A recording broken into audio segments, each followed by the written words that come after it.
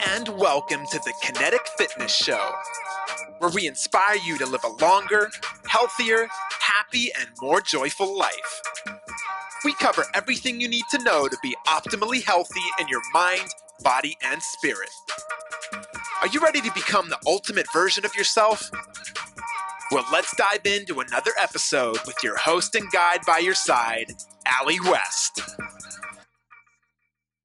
Hey, Roland, thanks for joining me on the podcast today. How are you doing, my friend?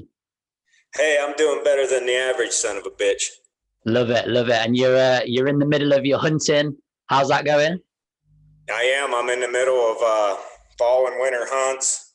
I'm a big game guide in Alaska, and we're banging them out this year. Moose, grizzly bear, caribou, Dall sheep, some of the finest animals on the continent in some of the hardest terrain where you gotta be strong and physical. Love it, love it. Well, I'm really keen to talk to you, and I'm really appreciating your time with me. There's many things that we can probably talk about, and we'll see where this conversation goes. But I think a good starting point, so the listeners know a little bit more about you, is a little brief backstory, who you are, and we'll go from there. We ain't got enough time. I just give it to you brief, man. I've lived the life of three active men, going on my fourth maybe. It's been a wild toad ride. Started very young at 8 years old. Picked up the love of the outdoors from my uncle and my father, and pursued it with a passion. Didn't fool around with sports in school or nothing like that. I was the hunting, fishing, trapping kid. Go camping all weekend in a rainstorm. When you got off the bus, nobody go with you. Too much to talk about, but discovered at a very young age the importance of self-determination and getting yourself where you want to be, and then backing it up with the physical. You know, you ain't going nowhere without work. And from that, this is a 40-year career came together. I'm actually just turned 49. So it's a 41-year career. I really started hardcore at 8 years old. And looking back on all the work that got me to where I'm at now, you know, self-determination backed up with physical activity is the key to my success. And where do you think that self-determination came from? Was you born with that? Was that something that was instilled to you from your father or your uncle, or did you just develop that over time? How did that come about? Yeah, self-determination can go either way, and it was a medley of both. I was instilled with some through my family, absolutely. My mother, who I mentioned so much throughout the show, had a great willpower. She had the willpower of 10 men. I inherited some of that. I don't think I got as much as she had, man, oh man. And but when you're young, you don't know you got that, and you don't know what the other person has, and so I took some shots earlier in life that I didn't like, and I thought, I'm not eating this, you know, and I started going into myself. And also you got your religion and all that, you know. I am hardcore Christian in Jesus Christ's name, the canon of the Holy Bible. That, your belief, and pick the winning belief, your self-determination, and whatever assets you were endowed with from your creator and your family, and you got to get it all right in your mind. And then you got to act. You got to put the work in it, the workout, the day's work, whatever. You got to get physical. Absolutely. And why do you think so many people then don't put in the work right here and right now? Because before we started talking and recording, well, when we was talking before we started recording, you was mentioning get it done now, like take action now, don't wait. So there's a kind of twofold question. Why do you think people don't act right now? And what can people do to just take the life by the horns right now and get going? That's easy. It's procrastination. Procrastination is a bad deal, man. You know, you want to do this, but it's a lot of work. It's a pain in the ass, you know. People say, you know, I talk to people and they're like, well, you know, that ain't fair. You're you. And, you know, you don't know what I had to do to get where I'm at, you know. You can make it happen. Everybody can make it happen, but it don't happen sitting around thinking about it. It don't happen talking about it. You gotta act, and there's no better time than if something needs done, you just do it, starting right now. And have you ever had to deal with that procrastination, Roland, or have you always just been a doer? Have you always got straight to it, or has procrastination took hold of you at any points in your life? Procrastination runs strong in everybody. It's so easy to put shit off. You just got to overcome that. Catch yourself doing it. Stop it. Nip it in the bud. Yep. Awesome. Let's talk about the show then. So obviously, Alone and 100 Days in the Complete Wilderness, did the whole thing, won. But I'm keen to know what was the why, what was the reason for going on that show and taking part. Obviously, there's a big pot of money, but I'm pretty sure that wasn't the main reason for you going in there. Or you can correct me if I'm wrong. But what was the driving force for you, mate? Once I was actually in, I absolutely wanted the money. Yeah. But that was secondary. You know, this show came out 7 years ago, and my lifestyle doesn't allow a whole lot of TV. And if I do take a little bit of TV time, you know, I'll do a DVD of John Wayne or something like that. Lonesome Dove, seen it more than anybody on earth. So I hadn't never watched the show, but my clients from all over the country show up and they tell me about this awesome show of these survival people. And, you know, my clients know me really good, and they say, oh, you ought to go do that. And I did want to go do it. But I know it would take a lot of computer to get on there, you know, the application process and what have you. That's just where we're at these days. And I'm a computer nobody, you know, I can't do computer. And barely run my phone. So I tell them all, get me on there and I'll slam it. And they all said, yeah, we'll get you on. And, you know, nobody got me on.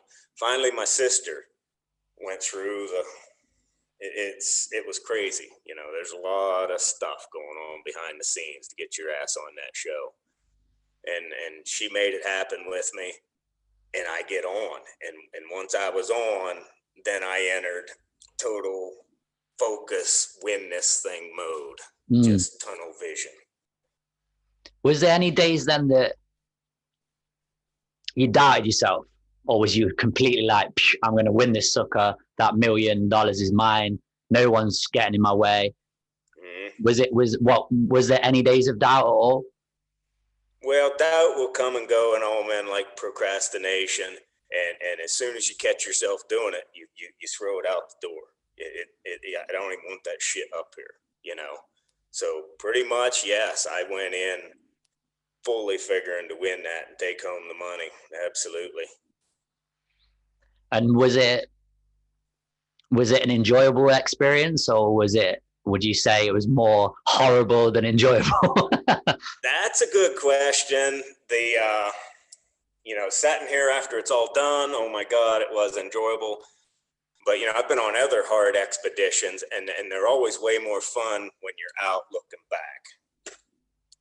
The way I like to describe this kind of stuff and my whole lifestyle is the dream is way better than the reality. You know, when you're sitting out there cold and hungry and wet and tired and half-ass lonely. Like, I deal with alone really good. I really don't like people around me a whole lot, but 100 days alone, you know, that's damn near a third of a year. It was a bitch. It was tough. The dream's better than the reality. If you're going to go tackle this, you got to have your head in the right place. And be endowed with a physique that don't let you down. Definitely.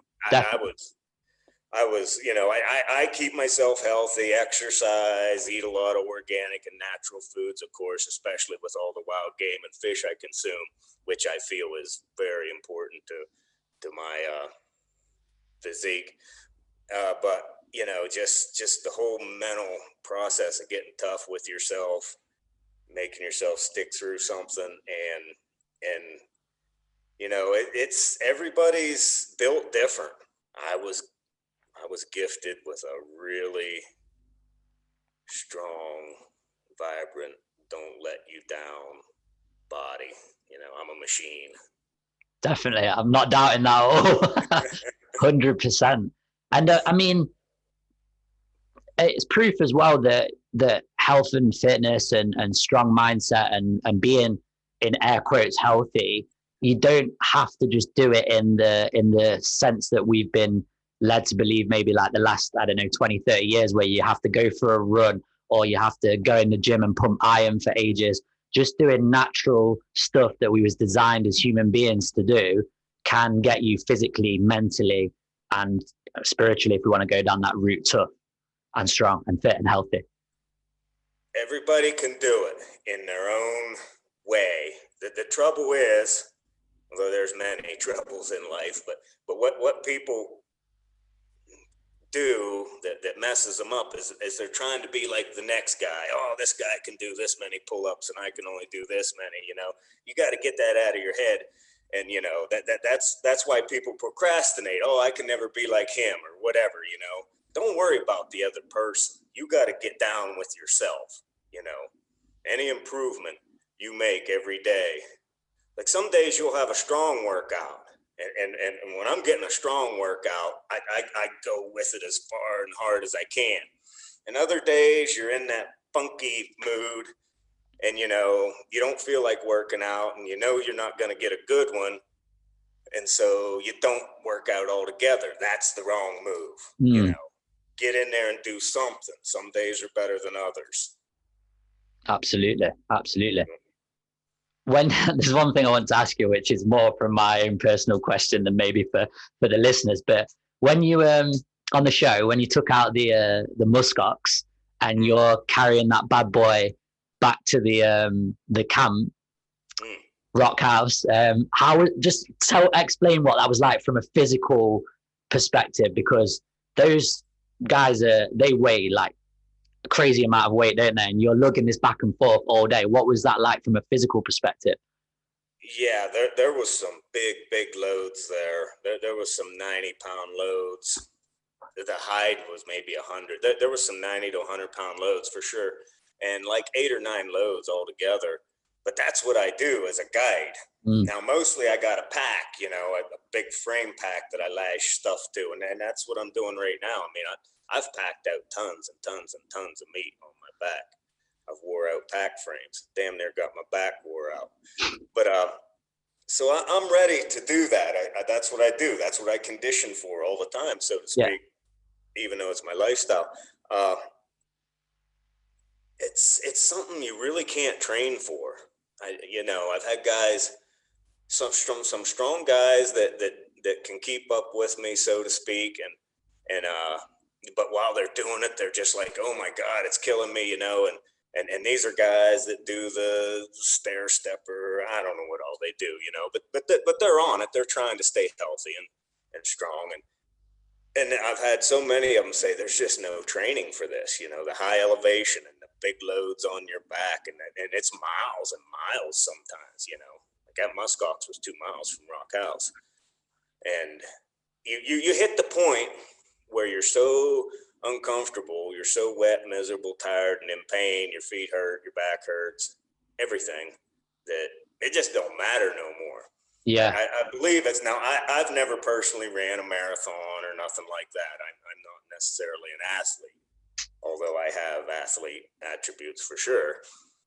But you know, the first mile of the race is the hardest. You know, when you're in pain, and after that, you like hit the point where nothing can hurt you no more. And that's where you get, you know. And I really like that zone, that where the pain is almost behind you and you've become numb. It still hurts, but you get numb to the mental and the physical and the elements. And that's when you become the machine and you just robot all day. And you hit a point in your mind where none of all this crap in the world matters anymore either, because you're under such stress of the immediate physical situation. It's kind of a good place if you can get there. Yeah, and it's back to maybe what we said a little bit earlier about that kind of that being in the present and doing it now, because We was talking about this the other day. My wife and I, we did a 20K hike on last Friday, and I said to my wife, actually walking into work yesterday, don't you just like love walking and love hiking or getting out in nature, because you're so present, you're so there, and you're just focused on that task at hand, and you don't have all this other, I'm going to swear, this crap going on, worrying about what happened yesterday, anxiety about what might happen tomorrow. You're just there doing your thing, and just, I think, being how you're meant to be, living as a human being, how it should be. Exactly. That's where I really like to get. And I like to do it for days on end if I can. You sleep better at night when you've been stressed all day. You know, you're putting in 16 hours packing meat. You don't, you ain't up stressing. You're bedding down. You need sleep. You hit the fucking bunk, you're out. And it's the best rest in the world, even though you might only get 5 hours of it, and then you're up, right back, gearing up and heading into the battle, so to speak. The now is good. It blows out your mind. It gets all that crap out of your mind. Plus your blood's pumping, the suicide thing these days, all the suicide in the world. I think people ain't active enough. If your blood is not cleaning out the impurities in your brain and bloodstream and everything, flushing it hard, there's just all that shit stacking up, and you're sitting around, then you get depressed, and then you do something really funky. Physical activity. If you're having a bad day, go work up a sweat. 100%. Yep. Yeah, I tell this to my clients. I don't think I said to you, but we own a gym here in the UK. My wife and I, we own a gym, run a gym. And I say it to people all the time when I'm either speaking to them on the phone or in the gym physically, or I'm out and about presenting. I'm just saying, if you can do anything, just get moving, just do some movement, because the life you live, that to a lot of people that might be listening to this podcast, is that a lot of people that are listening to this are probably sedentary, sat at the office all the time. They're not like you and maybe I, getting out and about moving. But what we're saying to you, what Roland and I are saying to you, just do some movement, get a sweat on, and you always feel better, you sleep better, and as you said, you're going to get rid of all that crap, flush out that crap, and just, you can't beat movement. Motion is lotion. Even if you can't do it all day, cram in a 20-minute, hard as you can go routine of some sort. I mean, where you're gasping for breath and shaking when you're done. And then, it seems like you feel better. Yeah, absolutely. What about then this kind of connection that you have with the land and with nature and with Mother Earth? Is that something that you've always had, and do you feel like that got stronger as you went on the show, and as the more you do what you do you feel you get this bigger connection to the earth? Is that something that you feel and that you think about? That's a little bit deep. Mother Earth doesn't resonate with me. Okay. I'm just a man doing your thing on this earth that God created. I'm a created man on a created earth, trying to take care of myself. I do got a great love of nature and the outdoors and the creatures in it. And with some people that resonates with, I got a pretty tight circle of other, I don't want to use the word nature lover, because that puts me in the green category. So yeah. I'm not a green person. I'm a realist. I am very, my brain just records what my eyes see, and I see all these people living on Earth. And so, the green thing, the quality of life that we're experiencing ain't going to happen with green energy. No, it just ain't. It takes a hot fire to keep everybody comfortable.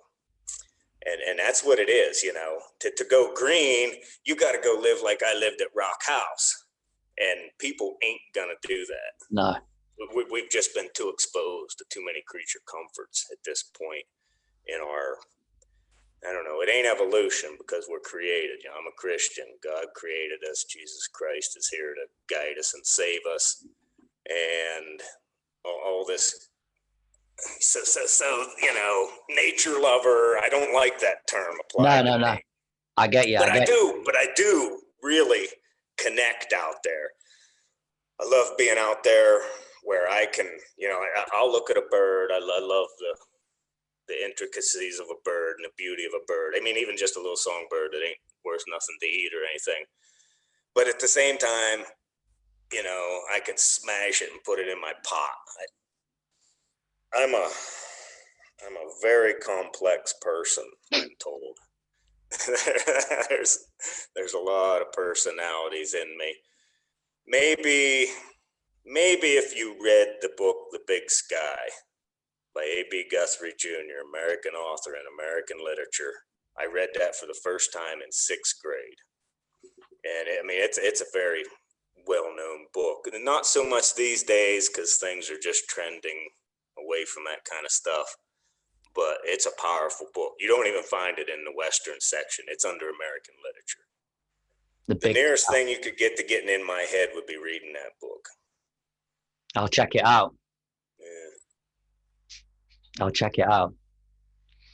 What about then with this kind of, I don't know if it's the best word, but this divide, because we spoke heavily about you're in your element, you're in the zone when you're doing what you do, and you've pretty much done it all your life. Whereas these people that we've spoken about that maybe are just sitting on their arse all day, they're watching TV all day, they're putting crap in their body.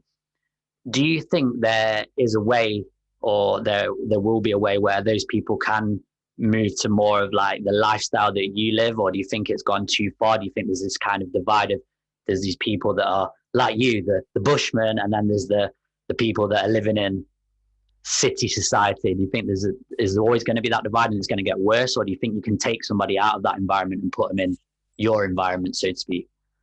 I think you could take some out of there and drop into my environment, and they would make it, but it would be a very, very low percentage.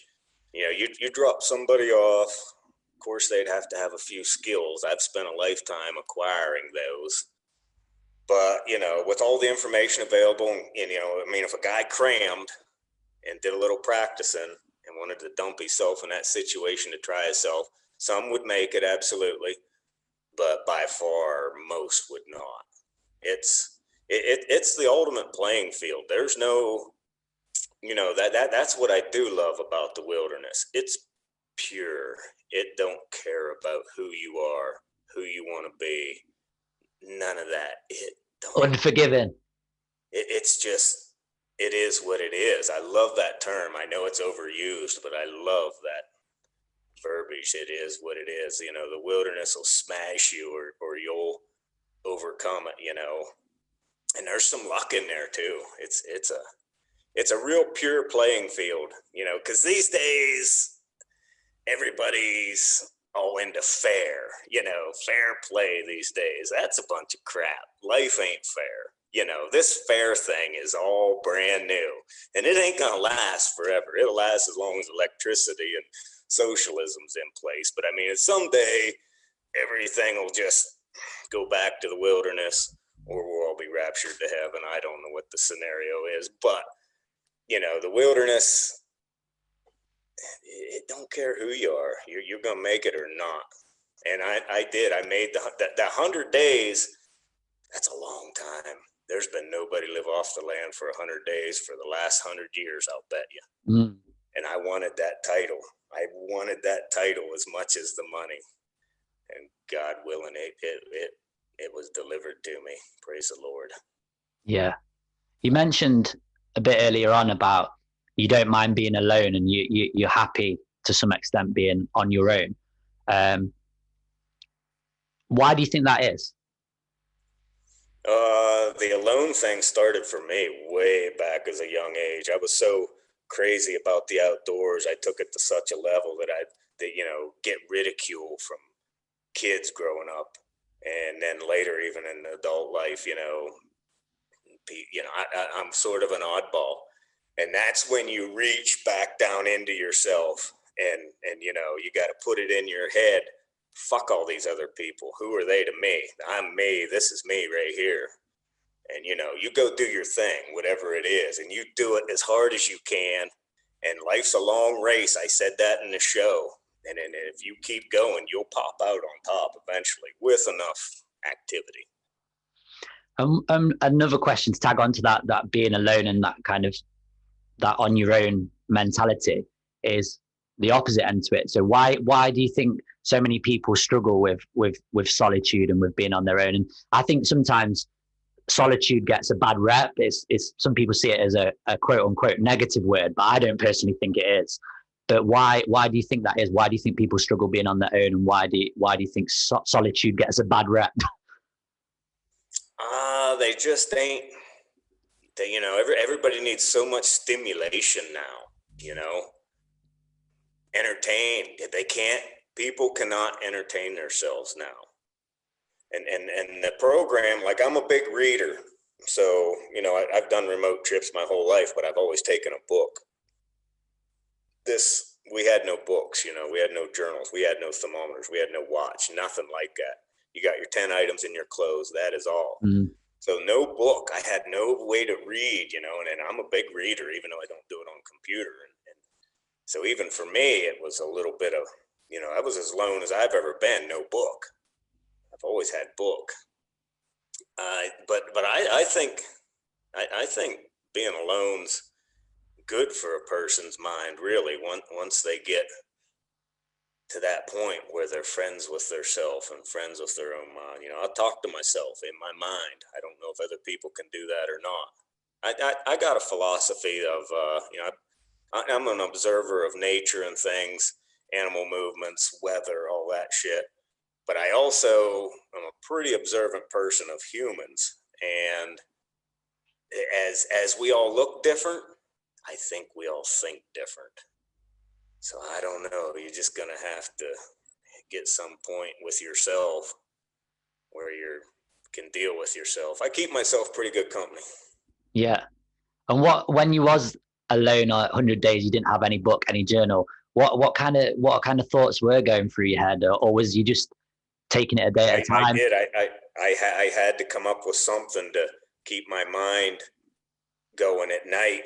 Yeah. And I'm 49. You start, when you've lived as rich a life as I have, there's too much to remember. So I started going way back into my mind. Of course, my mother had just passed, and that had me going way back to childhood. And I used that time to bring back a lot of memories. I would just do mind exercises at night, trying to go way back into early childhood. And I dredged up a few instances that I'm like, holy shit, I almost forgot that, And then hopefully I salvaged them.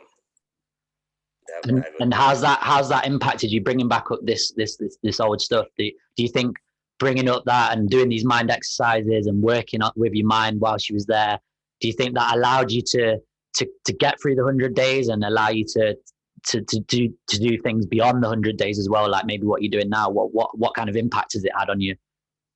I had the 100-day thing under control without that. Yeah, that was just what I did. Yeah, I can also turn my brain off, so to speak. I do a form. I don't know if I like the word meditation, but I can hit a point where I can almost shut my brain off too. For not indefinitely, but for periods of time through any kind of struggle that I'm dealing with. So I got that asset as well. Like I said, I'm a pretty complex person. Yeah. And you mentioned your mother there, and you spoke about her a lot on the show, but what has she done for you? What's the biggest overriding thing that you take from your mother's life? The main thing from my mother is she did not waver. She was not wishy-washy. She was straight and true. And she had a work ethic that was uncomparable. And I draw that from her. Like she could, just so to speak, she built a rock fence one time, and she went in the woods and just gathered rocks every day for days on end and built this amazing big rock fence all around the property. She did it in like a year. along with all her other work. You know, she had a job and shit too. I mean, yeah, she had the work ethic. That's, you know, everybody's the 8 day, or excuse me, not the 8 day, the 8 hour work day. Man, that's a bunch of bullshit. You don't get nothing done in 8 hours. You know, you need to be working 12 to 16 hours a day. Sun up till sundown. To get anywhere, you know. I think everybody has it a little too easy these days. Food's too hard to get, you know. Flick a switch, the heat comes on. And man, everybody's got it way too easy. The poor are richer than the old rich people from old times before the technology, you know. The old kings and queens in the castles from medieval days, you know, they were still cold, you know, before glass was invented, you know, for your windows and stuff. So, I mean, everybody's pretty damn spoiled now. It could lead me into conversations that people, you know, there's going to be a confliction there. That, I mean, nobody thinks they're spoiled, but we are. Oh yeah, I think so. I think as well. I mean, not to go too like political or go with what's going on in the world at the moment, but I think we're going to see a point where people are going to have to fend for themselves and maybe get back to some of those more kind of primitive ways, because things aren't. You can't be like wrapped in cotton wool forever, in my opinion. So, I mean, I've even started myself, like we've started growing our own food and we're looking more into doing that. And I'm getting out in nature as much as possible and trying to learn some of the skills that you do so well and so beautifully. I mean, that's something that I think people might get a shock very soon. I don't know if you feel the same way.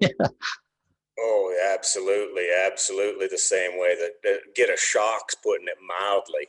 You know, there'll be people die in the Walmart parking lot waiting for the next truck of food that ain't coming.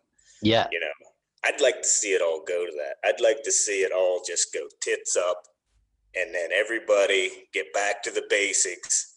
And then all this other shit we're fighting about won't matter. You'll just be trying to stay alive. Yeah. Yeah, I could see that for sure. Particularly over in the US. I mean, crazy over there. Oh my God. These people don't got a clue what they're even fighting about. Like I said, if it all just went to hell and you was looking for your daily bread, none of this other stuff's gonna matter a whole lot. Yeah, and like you said earlier, a lot of only a small percentage would probably make it. Yeah, right. We'll get down to a sustainable population then. Yeah. We'll see if the shit goes down. I'm coming to let. We'll see what happens. We'll see if the shit goes down. Oh, if it goes down, you'll see what happens. Absolutely. You've heard people say, "Oh, when things get bad, I'll go live off the land." I've heard them say it. You've heard it people say it. You know, people said stuff like that all the time, and they don't know what they're talking about. You know? It's rough living off the land. Even back when society was more agrarian, you know, when there was more small farms and everybody had garden and stuff. America had the Great Depression in the 30s. You know, it was a rough time. And you look at pictures of some of them old timers, farmers or whatever. They weren't necessarily just living off the land. They had a little farm and shit. Those people were skinny. They were they were emaciated, you know. And we got an obesity epidemic. You know, we're at the whole other end of the spectrum now. And there's no happy medium in life. There's, you know, if you do hit a happy medium, you better realize what you got and appreciate it, because nothing's gonna stay like that. Yeah, it's a very good point. Did you when you was in the 100 days, what was that like, the food element? Did it hit you harder, or was you just like kind of ticking along nicely, or was hunger an element? Because I think that's what most people would think if you've seen the show or not, and you said, "Oh, there's this guy Roland, he lived in the wilderness for 100 days," and I bet a lot of them, the first thing they would say or think about is food, the way people are wired up. Was that an issue for you? Did you experience any of that, or? It is an issue when you got nothing to eat ain't nothing no fun. I managed to put together more food, I believe, in the show's history. Mm. Probably ate better than anybody for, and the 100 days was a new record. But still, it's the same thing every day. All of a sudden, your body develops cravings that you can't get away from. I'm not a big carb guy anywhere along, I try to, I love biscuits and stuff like that and eat a few, but mainly I'm a meat eater even now. My diet leans toward meat big time. If there's meat in the table, I won't hardly touch a vegetable. If I'm eating at somebody else's house, I'll eat some vegetables and potatoes just to be polite. But if there's a bunch of steak left on the plate, I'll lick it up. So I had all that meat, berries, fish, what have you. But in the cold weather with no bread, all of a sudden your mind's torturing you with thoughts of donuts and biscuits and, crackers and anything like that. So I read a lot, of course, like I mentioned earlier, and some of the old books talk about people that lived in the mountains their whole life and didn't need nothing but meat and water and what have you, and they would shun a piece of bread. That's bullshit. I guarantee you them mountain men were sucking up every biscuit they could con off the wagon train going by. I guarantee you. So until you put yourself in that situation, you can't understand. Yeah, I had hunger cravings nonstop. Eat another pot of meat didn't help it because it's there's no carbs there. I don't know where you get carbs in the woods. They're scarce. Yeah, for sure. Yeah. What a thing that I want to ask you is, do you have anything like that scares you? Any fear you have? Yeah, I was scared. I was scared to death of losing, and then that made me apply myself that much harder. I don't like failure. Fear of failure. Yep. I can agree with that one for sure. Right on.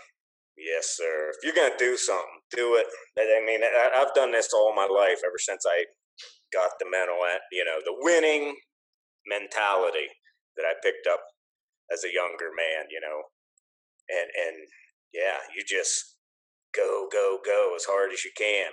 And the alone thing was so great because you're just going alone. You don't know what the other people are doing, so you ain't got to think about them. It ain't like sports where it's so right now. I mean, it was right now, but at the same time, 100 days is forever, and you just one day at a time, building rock house, fishing Danger Rock, stabbing the Musk Ox. You talk about an adrenaline rush, dude, going in on that Musk Ox with knife.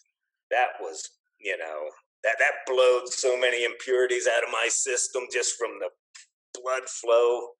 It was a rush. You can't get that kind of rush from anything. Pure adrenaline. The adrenaline, yes. Make yourself do this kind of situation. It's healthy. What was your most memorable moment then? Did you have a standout moment where you thought, I really, really enjoyed that? That was like the best part. What was the most memorable bit for you of the 100 days? Well, the most memorable bit was the Musk Ox. I mean, that just is. I don't think that can be duplicated. To have that thing in a situation where I could record myself finishing it off with a knife in my hand. I for that moment right there, I call that the $1 million Musk Ox. Yeah. And I think this show will struggle to beat that episode. My favorite bit and my wife's favorite bit was when you was like gnawing on the food and you was like, arr, arr. That was my favorite bit. Oh yeah.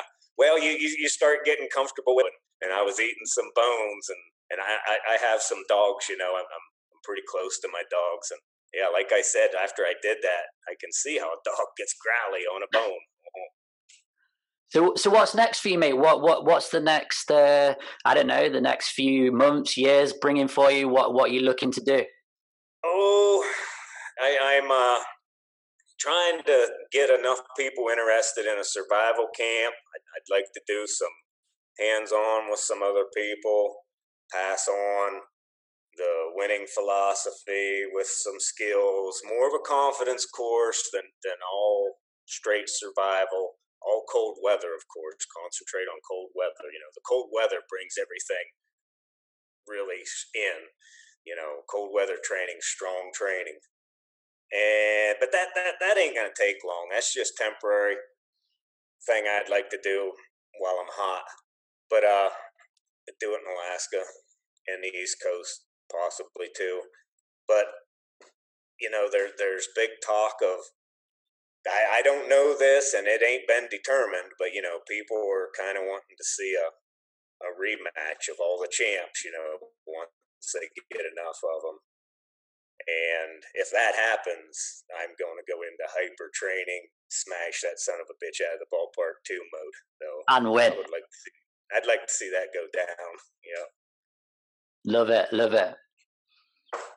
Well, I think that's everything I wanted to get. We've got the stuff, and I mean, amazing. I think there's only one last thing I'd like to ask, and it's, let's say somebody's listened to this today, Roland, and they've been inspired by you, and they maybe want to get a bit more into the lifestyle of getting out in nature and maybe do some survival stuff, but they're not that experienced. What would be maybe 1 or 2 tips just to get them into that mode? Yeah, you just you get the right study materials and read up on it. Get you a little outfit together.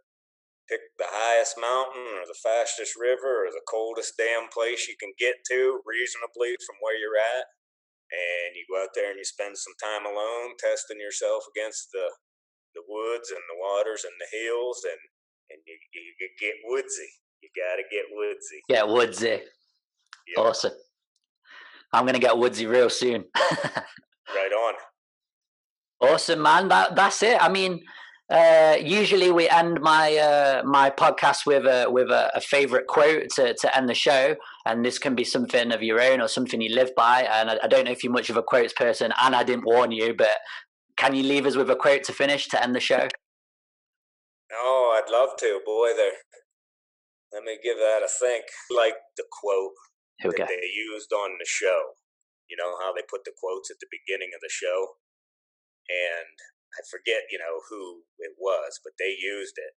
And it said, "He who can conquer many is great, but he who can conquer himself is the greatest of all." And that goes back to, the winning mentality. And again, anybody, this is a health show, and you can make yourself go get healthy. Just don't worry about what the other guy's doing. If you can do 5 sit-ups, that's what you do that day. Whatever. But you got to make a start. You have to begin. Procrastination is a bad deal. Yep. And this quote was on the show, so this ain't my quote, but he who... The quote that is gaining some popularity that I said in the show is, some people was talking about their survival trip as a spiritual thing for them, and my spiritual being comes from God and Jesus Christ and the canon of the Holy Bible. And that's just who we are, and that's strong medicine for sure. Anything else is weak. But I said on there, I'm out for the win. I'm out for the money. I don't need a spiritual journey. This ain't spiritual for me. It's physical. Yeah. Some people are picking up on that quote. Love it. Well, thanks so much for your time. I really, really appreciate it, and I've loved picking your brain and speaking to you as well. Right on, dude. Yeah, I had a good time. Everybody stay strong out there. That's a wrap on another episode of the Kinetik Fitness Show. Don't forget to subscribe, leave a review, and share this podcast episode with your friends, family, and colleagues. Until next time, peace and love.